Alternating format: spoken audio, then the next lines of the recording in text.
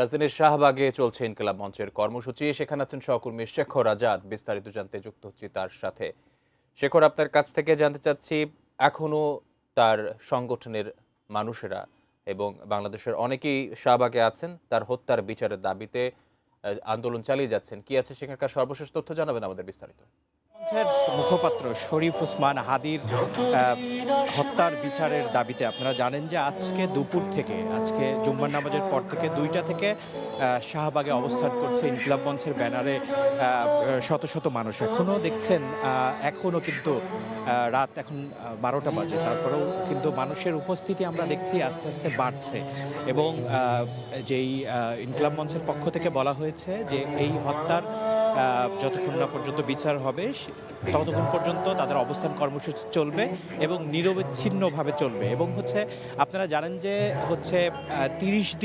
30 কর্মদিবসের একটা আলটিমেটাম দেওয়া হয়েছিল। সেই 30 কর্মদিবসের মধ্যে আর 26 দিন বাকি আছে, যেটা কিছুক্ষণ আগেই মাইকে বলা হচ্ছিল। আর 26 দিন বাকি আছে। এই 26 দিনের মধ্যে শরীফ ওসমান হাদির হত্যার বিচার হতে হবে, সেই দাবি নিয়ে শাহবাগ ব্লক করে বসে আছে ইনকিলাব মঞ্চের ব্যানারে।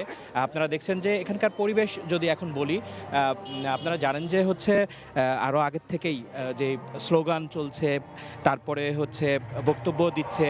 কিন্তু এখন যেটা হচ্ছে যে শরীফ ওসমান হাদিকে নিয়ে যে গানগুলো লেখা হয়েছে, সেই গানগুলো এখন মাইকে চালানো হচ্ছে, বক্সে চালানো হচ্ছে এবং সবাই এখানে শুনছে। এবং কিছুক্ষণ আগে মাইকে বলা হচ্ছিল যে আমাদের এখানে অনেকক্ষণ বসে থাকতে হবে, সুতরাং আমাদের ক্লান্ত হলে চলবে না, এখন মাইকে গান বাজবে, আপনারা উপভোগ করেন।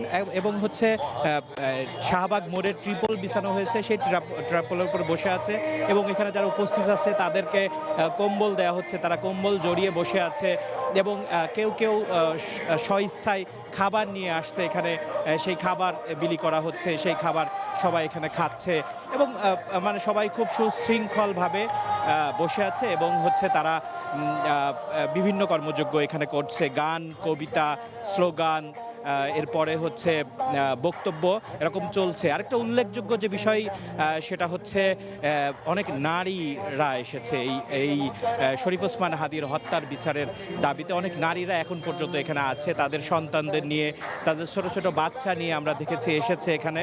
এবং তারা বসে আছে এবং স্লোগান দিচ্ছে যে শরীফ ওসমান হাদির হত্যার বিচার হতে হবে। টানা তৃতীয়বার অর্জন করেছে দেশের সেরা সুপার ব্র্যান্ড স্বীকৃতি বসুন্ধরা টিস্যু। এবং না হওয়া পর্যন্ত তারা এখান থেকে উঠবে না, এই রাস্তা থেকে উঠবে না, তাদের এই আন্দোলন থামবে না।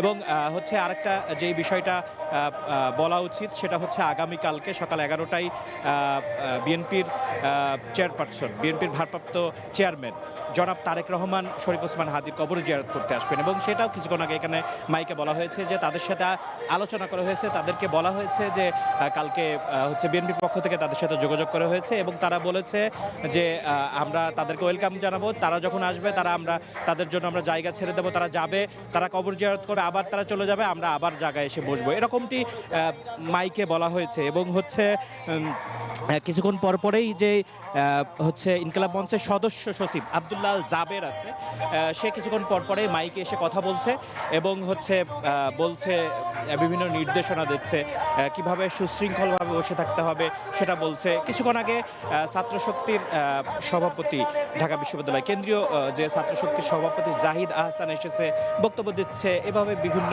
আমরা দেখেছি রাজশাহী থেকে যে রাজশাহীর যে জিএস সালাউদ্দিন আম্মার, সে এসেছে এখানে বক্তব্য দিচ্ছে। এখনকার পরিবেশ এই, সবাই বক্তব্য দিচ্ছে, কথা বলছে, ভারতীয় আধিপত্যবাদের বিরুদ্ধে কথা বলছে এবং তারা এখানে বসে আছে। শরীফ ওসমান হাদির বিচার না হওয়া পর্যন্ত তারা এখানে উঠবে না। আকাশ, এই ছিল আমার কাছে শাহবাগ থেকে সর্বশেষ।